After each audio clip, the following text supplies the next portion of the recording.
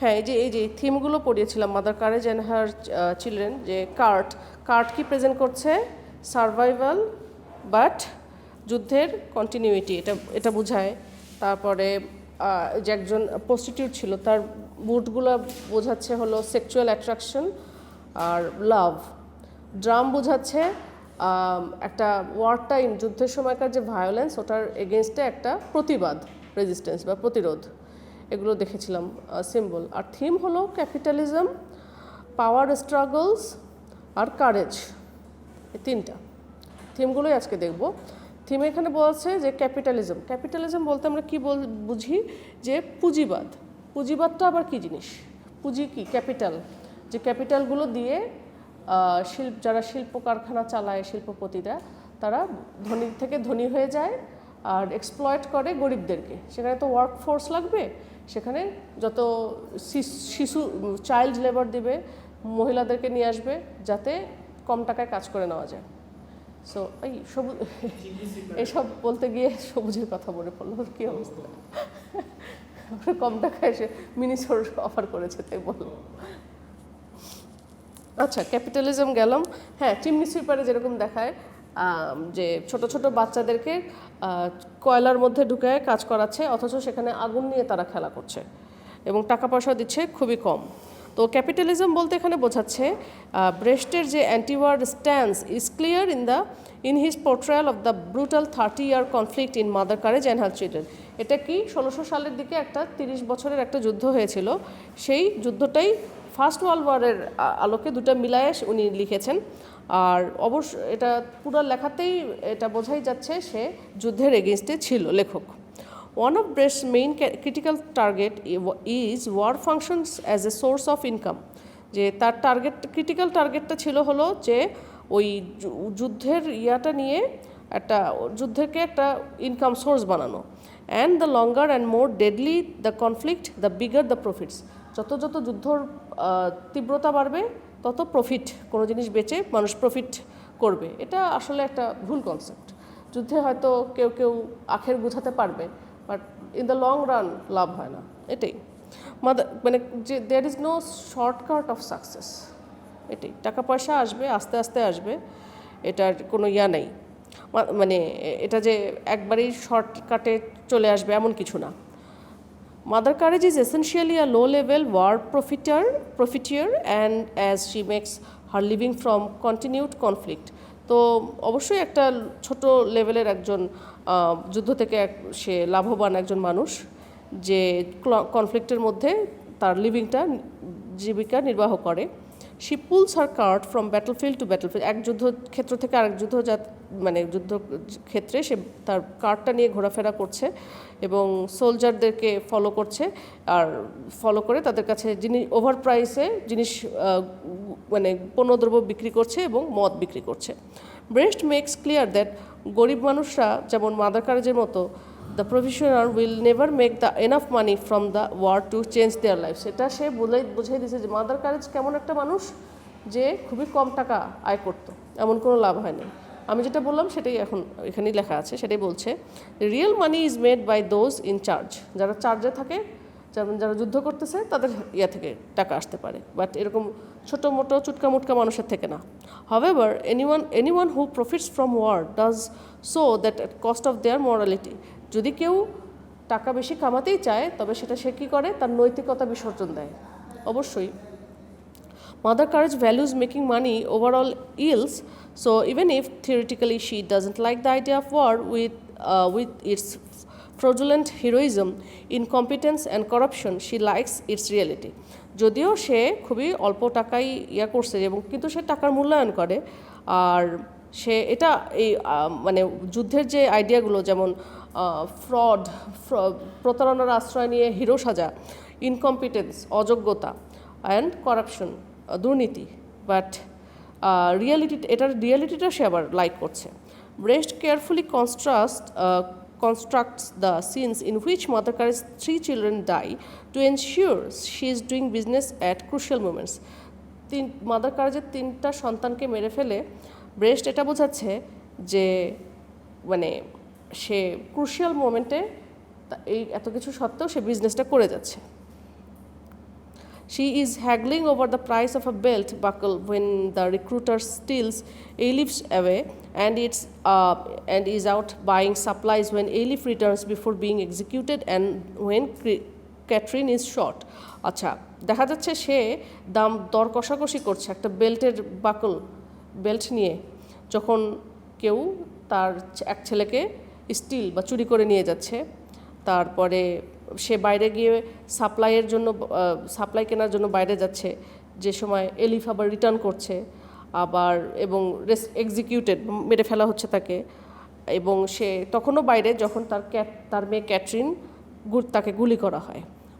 Most ড্যামনিং however, সবচেয়ে খারাপ অবস্থা হলো মাদার কারেজের reaction to Swiss cheese plight. Swiss cheese যখন মরে গেল তখন তাকে একটা কুয়ার মধ্যে ফেলে দিল না, এবং সে তার লাশটা নিতে অস্বীকৃতি জানায়। Rather than simply pay to have him freed, Mother Courage attempts to haggle down the price of his release. সে বলছে যে টাকা দিয়ে বলবে যে আমার ছেলেকে মুক্ত করে দাও। সে সেখানে বার্গেনিং করছে তাকে রিলিজ করার জন্য, কত কমে দেওয়া যায়। Thus, when forced to choose between her son's life and business, নিজের ছেলের জীবন আর ব্যবসার মধ্যে, Mother Courage ultimately opts for business. Ultimately সে বিজনেসের জন্যই অপ্ট করছে, even if not completely consciously or willingly. ইচ্ছাকৃতভাবে না হলেও সে সাবকনশাসে এটা করছে, দাম দর করছে নিজের পণ্যদ্রব্যের দামের মতো। It is difficult to know whether she acts knowingly, that time is the essence in saving him, or whether she is simply trying to cut her losses like a good capitalist. এটা বোঝা যাচ্ছে না সে ইচ্ছাকৃত এটা করছে নাকি সে একজন ভালো পুঁজিবাদী মানসিক ব্যক্তিত্বের মতো নিজের ছেলের জীবন নিয়ে দর কষাকষি করছে। তো যাই হোক, নাটকের শেষে যেটা দেখা যায় যে যখন তার সন্তান মারা যায়, mother courage harnesses herself to the merchandise cart and says, got to get back to business again. আমাকে এখন very sad anyway, এরকম বলছে। Indeed, Mother Carriage, in her small-scale dealings in items like belt buckles, bullet, capons, can be seen to represent an entire military-industrial capitalist machine, the needs of the military being clothing, weapons and food. Mother Courage কী করতেছে, এই military machine যারা military industrial capitalism machine আর কি, তাদেরকে ছোট ছোট জিনিসের সেল করছে, যেমন বেল্টের বাকল, তারপরে বুলেট, ক্যাপন মানে মোরগ, আর মানে এটাকে রিপ্রেজেন্ট করতেছে, মিলিটারিটাকে রিপ্রেজেন্ট করতেছে, বিকজ তাদেরকে সে ওদের এই বেসিক জিনিসগুলো সে সাপ্লাই দিচ্ছে। So Brecht had nothing but disgust for such devaluation of human emotion and life. সে নিজেকে বেচতেছে তাদের কাছে, সেখানে তার ছেলে মেয়েদের মূল্য নেই, দাম দর করতেছে যে কত কমে ছাড়া যায়। সো ব্রেস্টের এরকম অ্যাক্টের প্রতি তীব্র ঘৃণা রয়েছে। এই জিনিসগুলো সে এই নাট্যকার একদমই পছন্দ করতেন না। আর কি থিম আছে? স্ট্রাগল ফর পাওয়ার, ক্ষমতার জন্য যুদ্ধ, struggle, fight. In Mother Courage and her children were not only supports capitalism, যুদ্ধ শুধুমাত্র ক্যাপিটালিজম বা পুঁজিবাদী সাপোর্ট করে না, এটা কি ক্রিয়েট করে একটা clear divide between those with and without power. একটা ডিভিশন ক্রিয়েট করে যাদের পাওয়ার আছে এবং পাওয়ার নাই। যুদ্ধের মাধ্যমে এটা একটা জিনিস, এটা ডিভিশন একটা তৈরি হয়। The most obvious of the power struggles is between the rich and the poor. যুদ্ধের মাধ্যমে না হোক, সবচেয়ে ইয়াটা কি, ধনী এবং গরিবের একটা ভেদাভেদ সূত্রপাত হয়। মাদার কারেজ ল্যামেন্ট করে সিন 1-এ, only the poor have courage, why? Because they are hopeless. সবচেয়ে সাহসী মানুষ গরিবরাই, ধনীরা কিন্তু সাহসী না। কারণ কি? তাদের আর কোনো আশা নেই, তাদের দেয়ালে পিঠ ঠেকে গেছে, এই জন্যই গরিবরা সাহসী। তার আরও ডেসক্রিপশন সে দিচ্ছে, they stagger starving bearing the whole thundering weight of the wealthy on their board stupid bags. Mother, আচ্ছা, সে বলতেছে যে তারা না খেয়ে থাকে, তারপরে নিজে পেটে পাথর নিয়ে চলে, তাদের দুঃখ কষ্টের শেষ নেই আর কি। মানে তাদের এত কষ্ট, সেটাই তাদের দেয়ালে পিঠ ঠেকিয়ে তাদেরকে সাহসী বানায়। তো Mother Courage herself, of course, pulls the thundering weight of her cart throughout the play. সে নিজেও তার একটা কার্ট বয়ে বেড়ায় সারা নাটকে। কখনো খুবই অনেক টাকা সেখান থেকে কামাতে পারে না, ছেলে মেয়েদেরকে মৃত্যুর হাত থেকেও বাঁচাতে পারে না। যখন Mother Courage attempts to take something money from the war, it demands something in return, itself a metaphor for a business exchange. একটা ব্যবসায়িক একটা এক্সচেঞ্জের সূত্রপাত হয়। যখনই সে 2-4 টাকা বেশি কামাতে যায়, দেখা যায় ছেলে মেয়েগুলোকে ধরে নিয়ে যায়, নাহলে কোনো না কোনো ছেলে মেয়ে মারা যায়। Mother Courage must feed the war to each of her children to perpetuate the social condition that allows her to live. মানে মাদার কারেজ অবশ্যই আসলে ফিড করছে কাকে খাওয়াচ্ছে? যুদ্ধকে খাওয়াচ্ছে। যারা তার কীভাবে খাওয়াচ্ছে? নিজের ছেলে মেয়েদেরকে উৎসর্গ করে। এটা একটা বিজনেস এক্সচেঞ্জের মেটাফোর আর কি। আর এই সোশ্যাল কন্ডিশনটাই তাকে বেঁচে থাকতে সাহায্য করছে। Power struggle also appear between genders. এই পাওয়ার স্ট্রাগলটা খালি ধনী গরিবের মধ্যে না, নারী পুরুষের মধ্যেও। কীভাবে? 17th সেঞ্চুরিতে যখন প্লেটা সেট 1618 সালে থেকে মনে হয় 18 থেকে 48 এরকম 30 বছরের যুদ্ধ এটা ছিল, যখন এটা সেট ছিল, men hold seeming absolute power, পুরুষদের সব ক্ষমতা ছিল। For they decide who lives and who dies, পুরুষরাই ঠিক করতো কে বাঁচবে কে মরবে। To counterbalance their lack of traditional power, the female characters rely on their wits to survive. Female ক্যারেক্টারগুলো কী করতো? তাদের বুদ্ধিমত্তা বা রসবোধ বা উইট দিয়ে তাদেরকে বাঁচতে হতো, বুদ্ধি খাটায় বাঁচতে হতো। উইভেট নামের যে প্রস্টিটিউট ছিল, কনস দ্য এন্ডারলি কলোনেল বানান, কিন্তু উচ্চারণ হলো কর্নেল। যে প্রস্টিটিউটটা ছিল, সে একজন কর্নেলকে ফাঁসায় তার রূপের জাদুতে। তো না, একটা কর্নেলকে মানে অ্যাপ্রোচ করে মাদার কারেজের কার্ডটা ছাড়াই নেওয়ার জন্য একটা ব্যবস্থা করে, এবং ultimately gets the man's rich brother, এবং শেষমেশ কী করে? সেই কর্নেলের বড় ভাই মানে ধনী ব্রাদারকে ফাঁসিয়ে বিয়ে করে। হু লিভস হার আ ফরচুন, যাতে করে তার একটা টাকা পয়সা হয়, একটা সম্পত্তির মালিকানা সে পায়। Mother Courage uses her wits to convince customers to pay top dollar for the supplies. Mother Courage কী করে? যে তার পণ্যদ্রব্যগুলো যেন বেশি দামে বিক্রি হয়। She also fools the recruiter into thinking she has six sense and concocts a decent plan to save Swiss চিফস লাইফস। সে ওই রিক্রুটারকেও বোকা বানায় যে এভাবে, যে আমার কিন্তু সিক্স সেন্স আছে, এরকম করে একটা প্ল্যান করতে থাকে তার ছেলের সুইস চিজের লাইফ বাঁচানোর জন্য, যদিও সে আলটিমেটলি ফেল হয়। Kattrin, who spends most of the play as a victim of male ভায়োলেন্সের ভিকটিম ছিল Kattrin, finally finds her voice, শেষ পর্যন্ত তার ভয়েস রেজ করতে পারে এবং তার পাওয়ার রিক্লেম করে, যদিও এটা তার জীবন নিয়ে নিয়েছিল আলটিমেটলি। আর আছে হলো theme of courage. Throughout the play various characters question what it means to have courage during the war. বিভিন্ন ধরনের ক্যারেক্টার এখানে, প্রত্যেকটা ক্যারেক্টার কম বেশি এখানে প্রশ্ন করে এখানে কারেজের ভূমিকাটা কী যুদ্ধে। মাদার কারেজ, যার রিয়েল নেম ছিল অ্যানা ফিয়ারলিং আসলে মাদার কারেজের আসল নাম। সে তার নিকনেমটা এভাবে করে যে after bravely driving into the battlefield to sell 50 loaves of bread before they became too mouldy to eat. আচ্ছা, সে মানে মাদার কারেজ নামটা কেমনে পেয়েছে? সে একটা সাহসী অ্যাক্ট করে। সেটা কি? 50টা পাউরুটির পিস ওই যুদ্ধের ওখানে ব্যাটলফিল্ডে সেল করার একটা রিস্ক নেয়, যেগুলো অলরেডি পচে যেতে নিছিল, পচনশীল দ্রব্য যেহেতু। ডিমড কারেজাস, ইট এক্সপ্লেইনস হার ভার্বালি আয়রনিক নিকনেম। মানে এটা একটা আসলে আয়রনিক নিকনেম। আয়রনিক কেন? মাদার কারেজের আসলে সাহস তো নাই, নিজের ছেলে মেয়ের সাথে তো করতে পারেনি সে। She was scared of being broke, সে আসলে তার মনে মনে তার ভয়, যদি আমি ভেঙে পড়ি। সেখান থেকে তার আয়রনিক্যালি তার নাম mother courage. Audience May Das consider weather desperation of money leads to courage and may question the value of courage as mother courage herself often does. তো এভাবে মানে টাকা পয়সার জন্য ডেসপারেট হয়ে গেলে মানুষ কারেজ হয়ে যায়, নাকি কিছু কোয়েশ্চেন করতে পারে যে মাদার কারেজের যে ভ্যালু, যেটা কীভাবে কী আর কি, এটা টাকা পয়সার জন্য এরকম হলো নাকি সে বুদ্ধিমত্তা খাটায় এরকম হলো।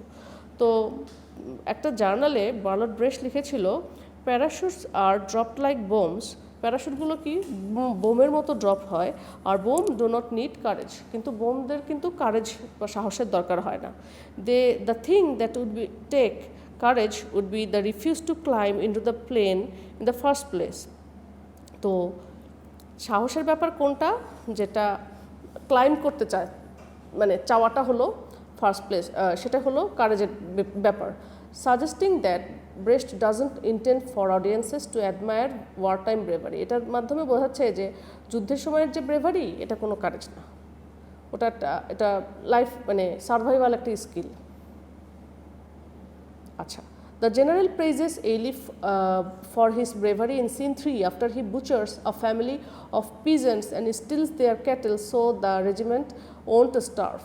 আচ্ছা, আমরা বলেছিলাম সামারির মধ্যে এলিফ কি করে যে কিছু পিজেন্ট ফ্যামিলিকে জবাই করেছিল। কেন করেছিল? যাতে করে সেই গবাদি পশুগুলো রেজিমেন্টকে ফিড করতে পারে ওদের যুদ্ধের ইয়াতে। এটা একটা হিরোইক অ্যাক্ট ছিল ওয়ার টাইম ইয়াতে মিলিটারিদের। আবার সিন 8-এ একই অ্যাক্ট করেছে, সেই সময় আবার শান্তি সময় বজায় ছিল। কিছু পিজেন্ট মেরে ফেলার জন্য, এটার জন্যই তাকে আবার এই রেজিমেন্টই তাকে শুলে চড়ায়। So Elif's execution raises the question of why violent behavior is considered courageous one day but criminal the next day. কেন একটা কারেজাস এরকম একটা ভায়োলেন্ট বিহেভিয়ার একদিন কারেজাস তো একদিন ক্রিমিনাল? হ্যাঁ, তাহলে একটা সিচুয়েশনেই একই মুহূর্তে কোনো একটা জিনিস ভালো তো কোনো একটা জিনিস খারাপ হয়ে গেল। Does war elicit courageous acts as the general believes or does it simply bring humanity's lowest instincts to surface as the chaplain claims? তো যুদ্ধ কি কারেজাস অ্যাক্ট তৈরি করে? সাধারণত যেটা ভাবা হয় যে নাকি এটা মনুষ্যত্বের সবচেয়ে লোয়েস্ট, সবচেয়ে নিম্নমানের মানে ইনস্টিংক্ট বা প্রবৃত্তি, যেটা এটা বলতেছে এখানে চ্যাপলিন এটা ক্লেম করে। Because Mother Courage and her children clearly and antiwar play, the audience knows the chaplain's assessment closely aligns with Brecht's ideas. Chaplain এরকম একটা কথা বলেছে যে যুদ্ধের জন্য তারা এরকম করতেছে, কারেজিয়াস অ্যাক্ট করতেছে, নাকি এটা সবচেয়ে মানুষের নিম্নতম আচরণ। তো অ্যাকচুয়ালি এই চ্যাপলিনের এই ক্লেমের সাথে এটা অ্যাকচুয়ালি বোঝাই যাচ্ছে, এটা রাইটার ব্রেস্টের আইডিয়ার সাথে মিলে যাচ্ছে। আসলে উনি এই মেসেজটা দেওয়ার জন্যই, এই প্রশ্নটা তোলার জন্যই চ্যাপলিনের মাধ্যমে কথাটা তুলেছেন। Mother Courage reminds everyone in the slaughter house of war generals need courageous boys to cover their own lack of virtue. আচ্ছা, এখানে সবাইকে রিমাইন্ড করে দিচ্ছে যে এই যুদ্ধের এই জবাই ক্ষেত্রে স্লটার হাউস জেনারেল যারা যুদ্ধের যে জেনারেলরা তারা কারেজাস বয় দরকার, তাদের নিজেদের ল্যাক অফ ভার্চু, তাদের নৈতিক গুণের অভাবে তারা এরকম কারেজাস বয় তারা খুঁজে নিয়ে আসে। For if they know how to run a proper campaign, যদি তারা মানে একটা প্রপারলি যেন ক্যাম্পেইনটা তারা মানে রান করতে পারে। অর্ডিনারি সোলজার্স উড ডু, সাধারণ সোলজার হলেও চলবে। Her argument makes sense when the audience sees each of her children act courageously. Mother কারেজের আর্গুমেন্টটা মানে মেক সেন্স করে যখন অডিয়েন্স দেখতে পাচ্ছে যে তার প্রত্যেকটা সন্তানই সাহসের সাথে কাজ কারবার করে যায়। Eilif with the oxen, Swiss Cheese with the cash box. Eilif অক্সেনের সাথে একটা সিন আছে সেটা কারেজাস ছিল।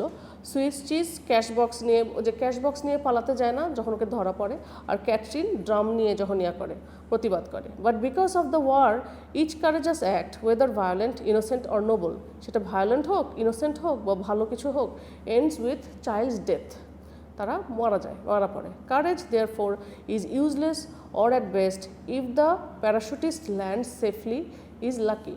প্যারাশুটের মতোই সে, প্যারাশুটের কি, ওটা কোনো কারেজাস অ্যাক্ট না, তো যেটা বলেছে। সো এরকম চমৎকারভাবে থিমগুলো এক্সপ্লেন করা হয়েছে, যে এই থিমগুলো আর কি প্রিভিলিং থিম।